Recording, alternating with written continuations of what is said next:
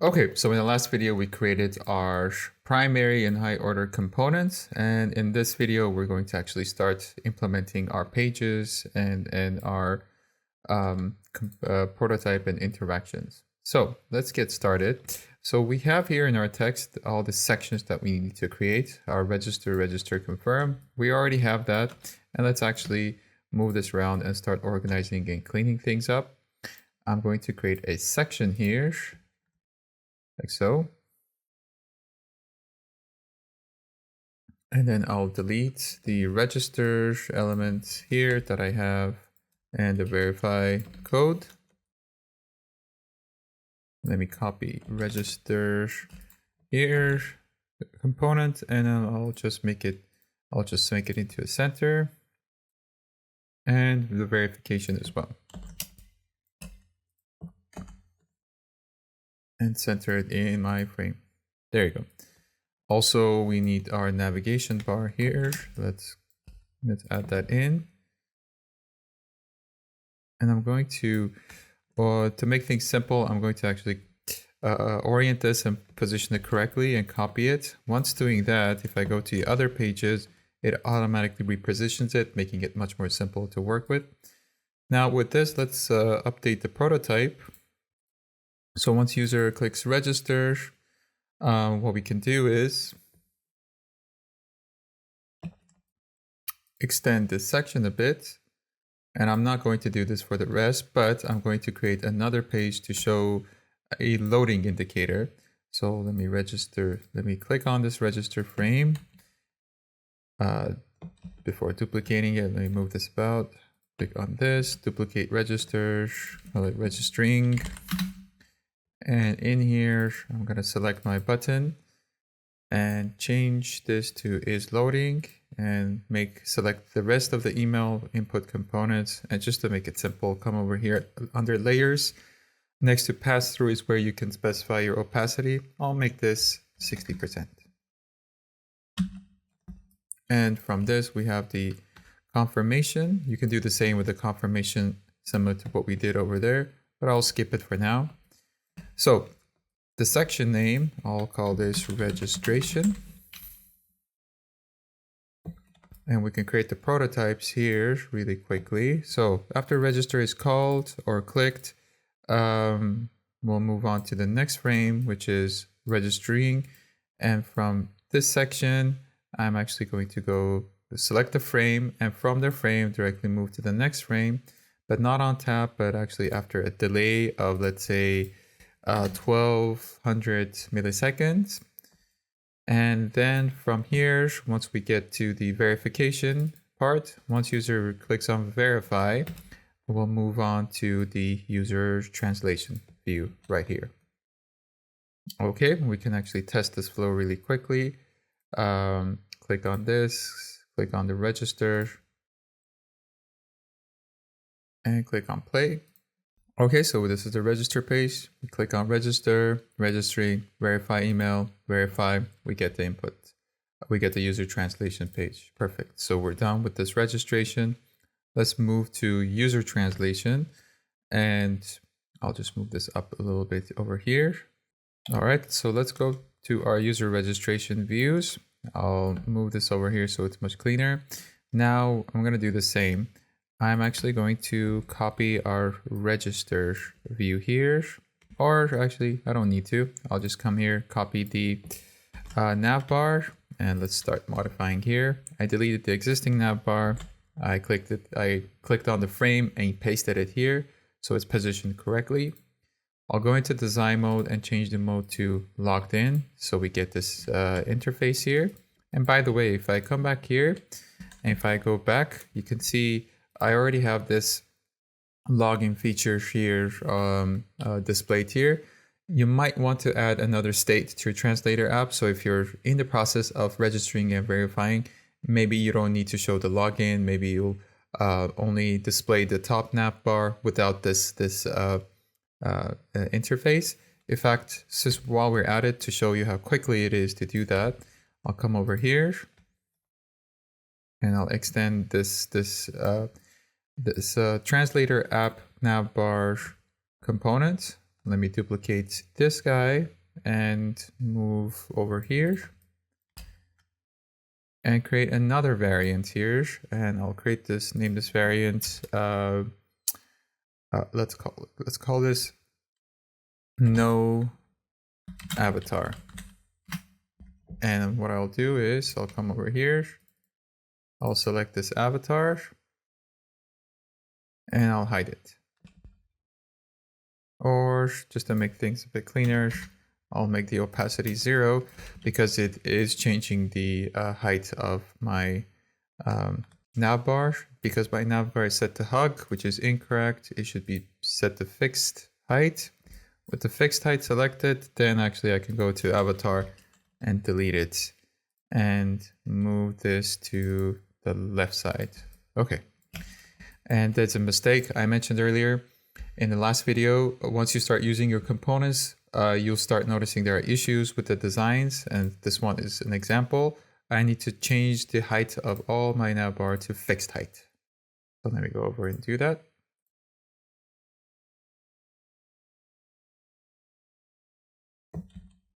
Okay, so with this new variant, I'll select all my navigation bars in my registration section, and I'll change the mode to no avatar. There you go. So that's much more better. So let's go to our users version. So this user has logged in. Let me delete this card. I'll go to assets. So I don't have to move around in my canvas copy paste. I'll go to assets and just directly use drag and drop over my translator card here. And let's make the width. Well, before making the width anything, let me bring it back over here and combine the area, this group over here, combine them together, or actually move this translator card inside this group, make this group, rename this group to translation list, and I'll create an auto layout of this. Perfect. The auto layout is automatically going to hug, but I want a fixed size. I don't care about being dynamic. With that, I'm going to select the translator card. Now I can go and fill the containers like this. And for the if I select the auto layout, I can come and control the padding, which I'll make both of them 15. There you go. So this is going to show my existing translations. It will be deselected, so nothing will be displayed here on the right side. So for this right panel and this frame, actually I need to rename this frame to navbar. I don't know why it's named frame. So let me right click, go to main component. And this should say navigation bar.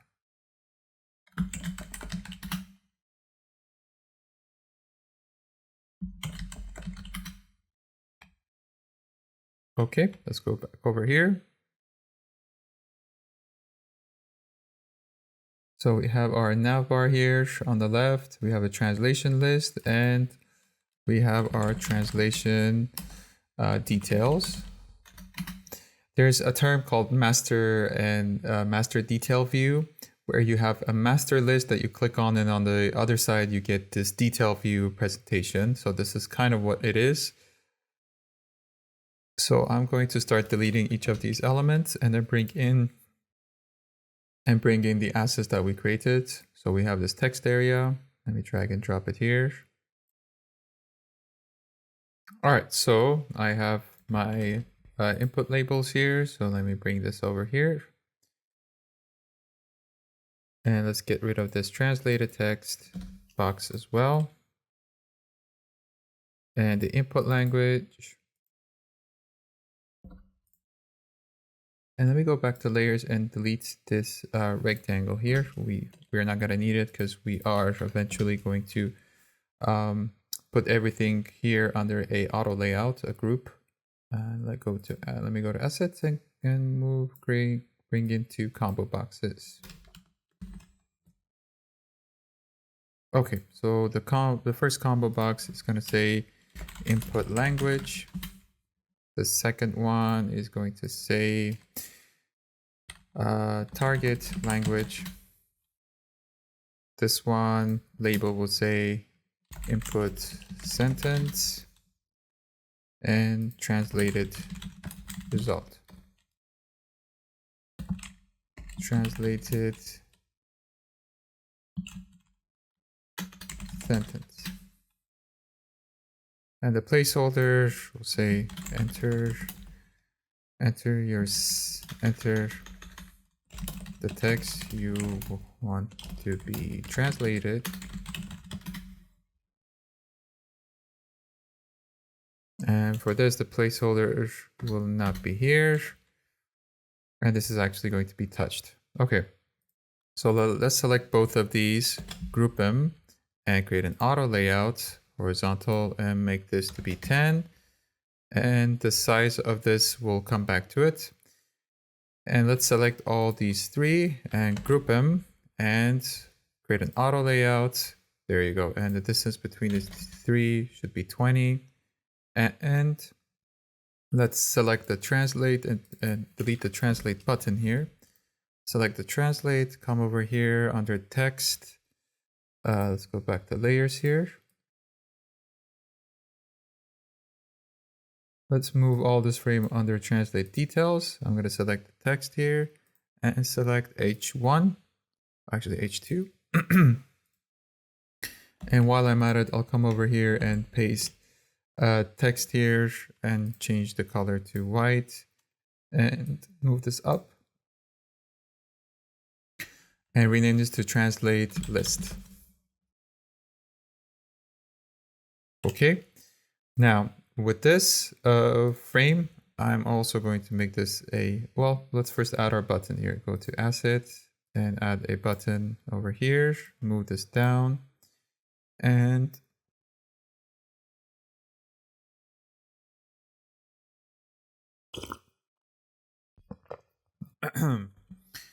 I'll disable the loading, change this to translate. Let me go back to layers and select this whole thing and make this an auto layout as well. So our translate, we got the frame. I can move the button outside actually, that would be better. So I'll move it outside, move the frame over here. There you go. And let's physically manually set some size to this. I'll just assign it manually so it's a fixed size. And let's add some margins like so. And let's go and fix the sizes here so they're all expanding. This doesn't need to hug, this needs to expand. And so does this. So vertically and horizontally it's filling. I'll select the input, fill it, and also fill it like so. Same with this element. The translated text, I'll switch it to fill and fill. And both of these are fill. You can see now both of them are equally pushing each other. So it's kind of dividing it into two elements that are trying to take over the full component. So it's dividing between the two.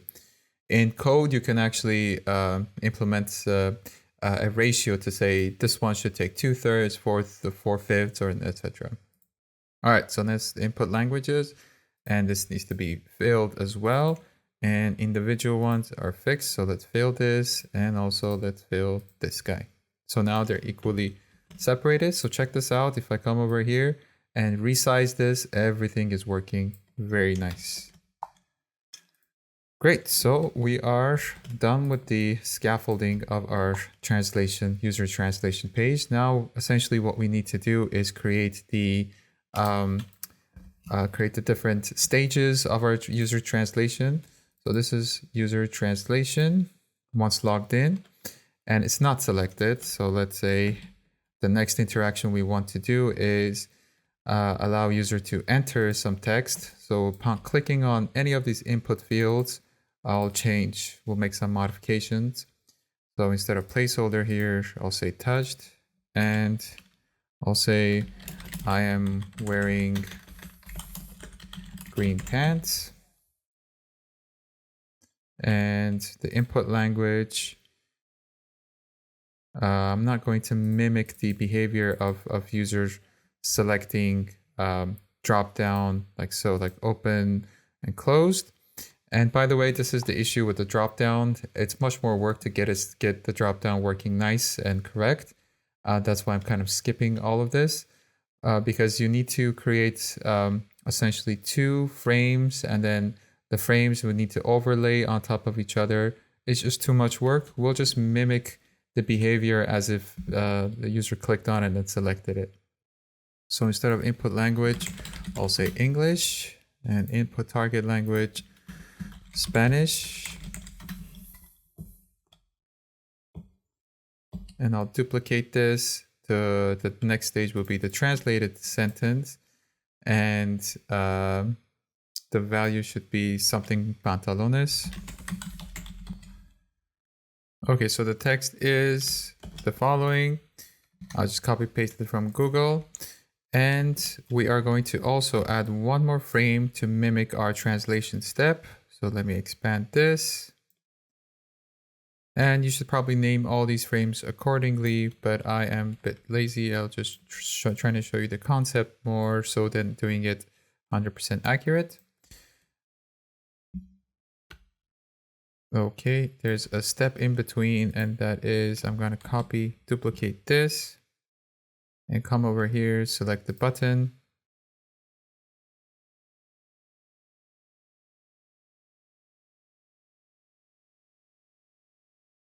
And set this to is loading to true. And select the input field and make the opacity 60%.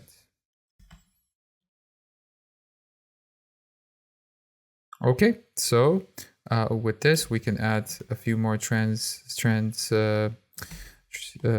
more steps here.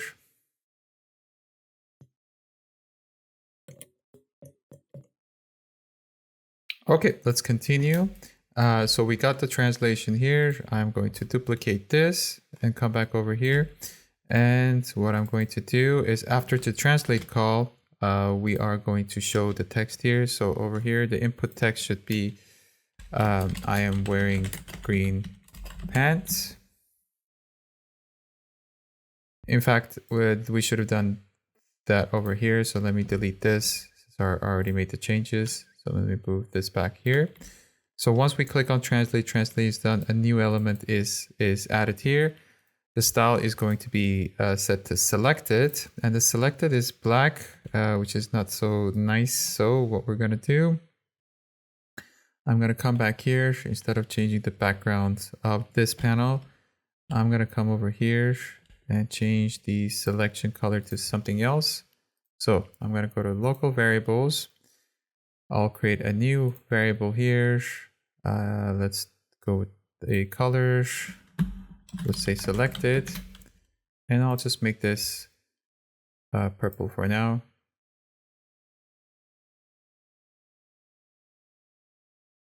And I'll change the color of black to purple. And also I'll add another variable here. For color, I'll say selected, hover, copy and paste this, and go a bit lighter for this guy. I'll select the hover version. Instead of dark gray, do selected hover. Okay, with that change, we can come back here. We can see the change has been applied. All right, that's fine. And the selection is selected. Great. Now I'll duplicate this, and we want to mimic the interaction that we're switching between an older and something else. So I'll come over here, set this to selected, set this to default, and I'll change the inputs here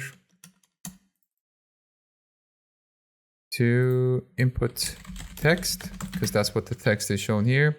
I don't want to change each and individual one, so I'll just change the input sentence. Let me look up what that Spanish version of that is.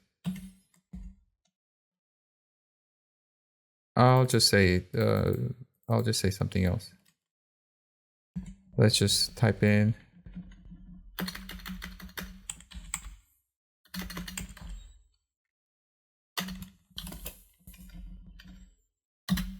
This is an incorrect translation. I am just pretending I know the translation and adding it here. So with this, what's happening here, with this selected, we're showing the input text here and the translation here, and user can go back and forth between all of these. All right, so let's create our interactions here. I'll go to prototype. So once user logs in here, they'll mouse click over any of these fields. I just selected the full parent, and we'll go to the next one. And the next one, we have the text and all the selections entered. And here, when user clicks on translate, and we'll navigate to that instantly, it will show the translation duration. I'll select the full frame and transition to the next one, not on tab, but after a delay of 1200 milliseconds. Then from here, if user selects the previous translation, I'll go to the next frame, which on tab, that's correct. And from the next translation, if user selects the latest translation, I'll just drag drop to the previous frame, and that's it. So let's give our user translation flow a test. All right, so we got our mockups running. Let's try entering some value here. I clicked on the middle. I see the text has changed. Let's click on translate. So we are showing a progress indicator. We got our translated text and the new version is selected. I'm going to select the old one and it's going to switch to the old translation. Select the new one, switching to the old translation. There you go. With this few changes, very quickly we have created a mockup and a workflow already. This is plenty enough. So let's continue on and finishing this up with the public translation view. All right, so let's create our public translation. I'll just duplicate this user translation and just modify it because it's mostly going to be the same. So I'll select this user translation, duplicate it. Let's move it down. All right, so let's focus just on this section. We'll come back to the intersection connections and prototypes. So all I need to do is delete this section because public translation, we don't have that. And what we can do is either we can move this in the center or expand the full page.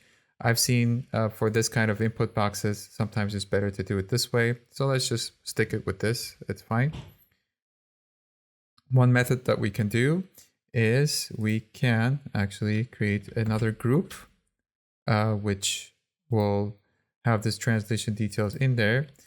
This group, what we can do is create an auto layout, and by itself, we can extend to take up the full screen like this.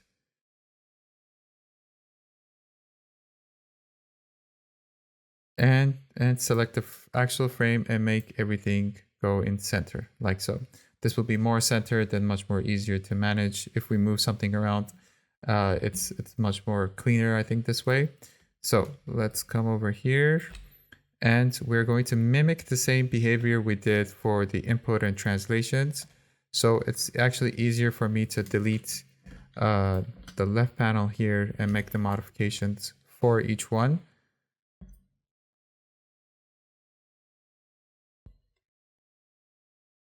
So let's do that. I'll come over here. I'll group this and make the group auto layout and extend its size all the way to the end and make this centered. Same with this one.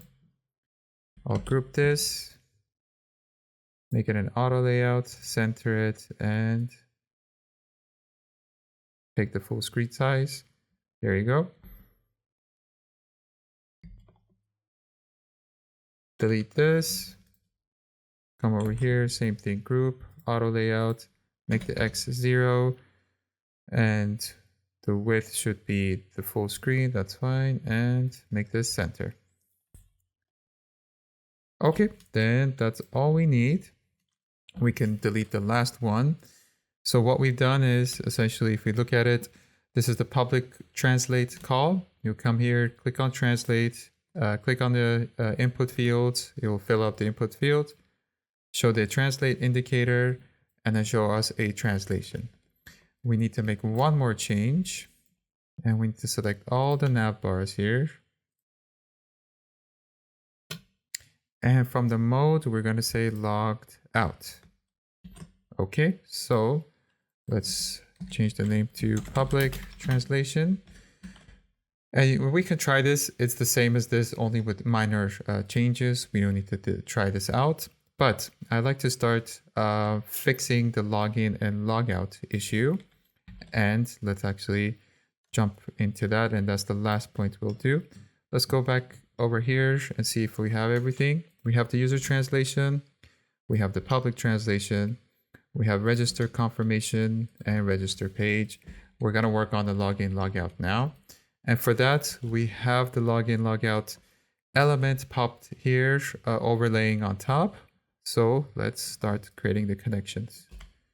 So how it's going to work under registration, and let's go to prototype mode. We're not going to be designing. From once user verifies, they'll go into the user translation view. And from user translation, they'll do the user translation. Everything's normal. But the landing page is going to be on our public translate call. So let me go over to the prototype, select this first one, and call this entry point. All right, so our entry point, and in fact, let me start playing this so it's easier to understand what we're doing. Okay, so this is the public translate view. And same deal, the user is going to click on this and then click on translate, and you'll see it'll show the translation done. Once we want to show user logs in, so if we click on here, we see the login thing here. So upon clicking on login, we want to go to that user translate view. Upon clicking register, we want to go to that register page. So let's come back here. And we're going to make those modifications right here in our component view. So when user clicks on login, right? And this is displayed when you're logged out, in a logged out situation. We're going to create a connection to this flow over here.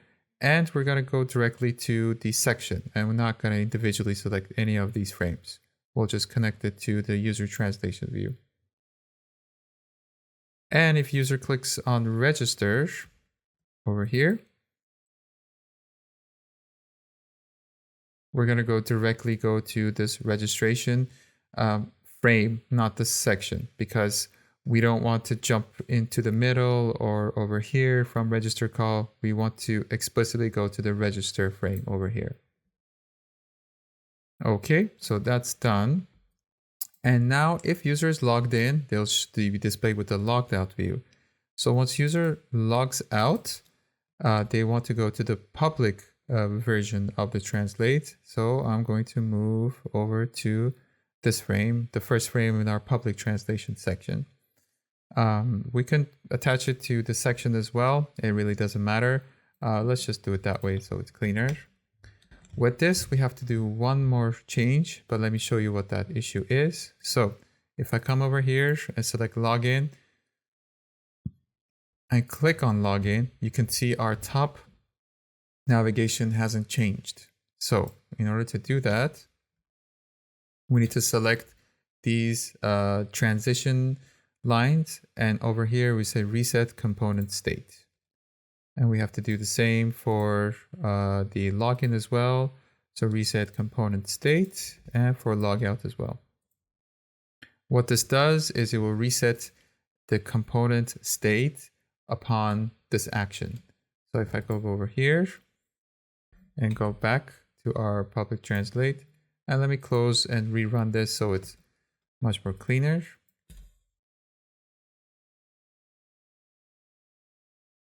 Click on play.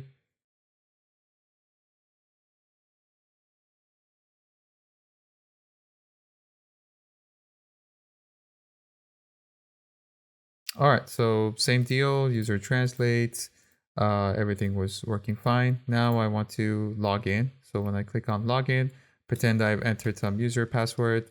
We're not going to mimic those. or show them in the mockup.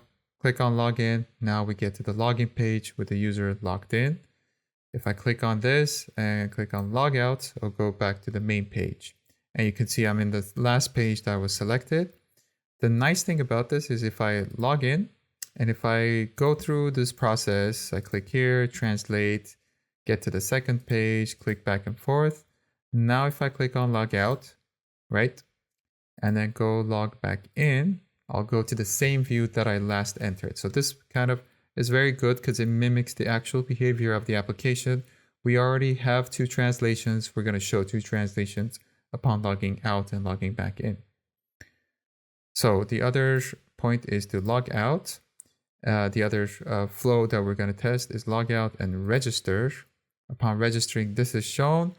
We click on register, show the progress indicator, verify, and we're back to the user translate call. And you can see the user translate, the navbar is not updated. And that is because this icon, this transition here, going from verify to this, we need to reset the component state as well. So let's give this a try. Let's go back to our translate call. Actually, we need to close and rerun this. Let's go to register and run from register. All right, so we don't have the avatar displayed here. Nice. Let's register and let's verify. Upon verification, clicking here, now we get the avatar here.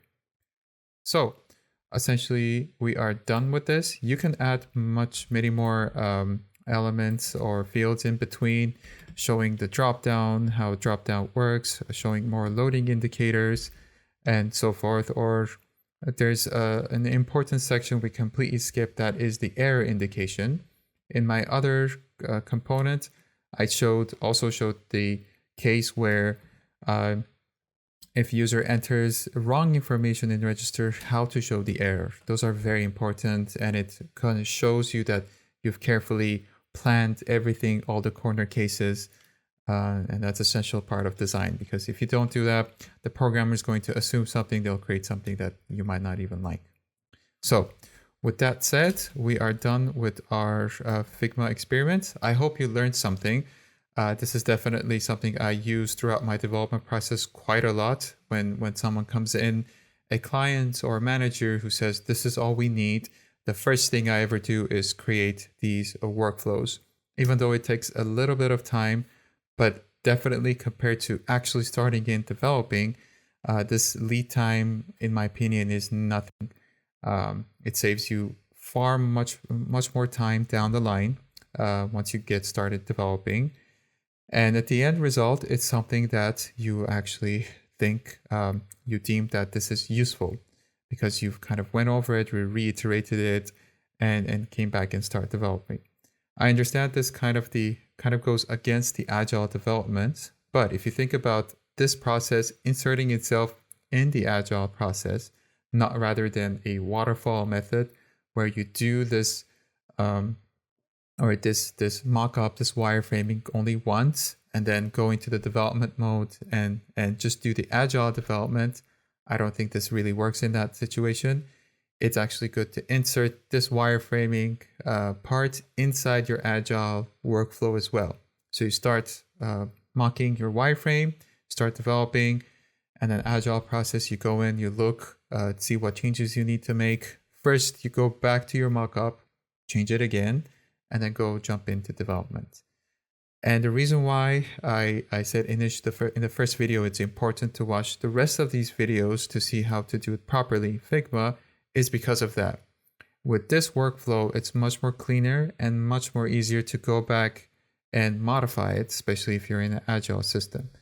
If you use the other way of just copy pasting stuff and moving them around, it will kind of make you not want to skip it will make you want to skip the wireframing process during the agile development phase sprints.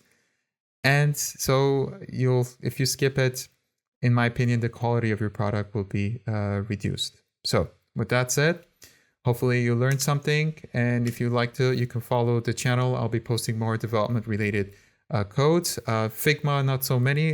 This is the only video and mini series I'll be creating regarding Figma. Thank you for watching and good luck with your project.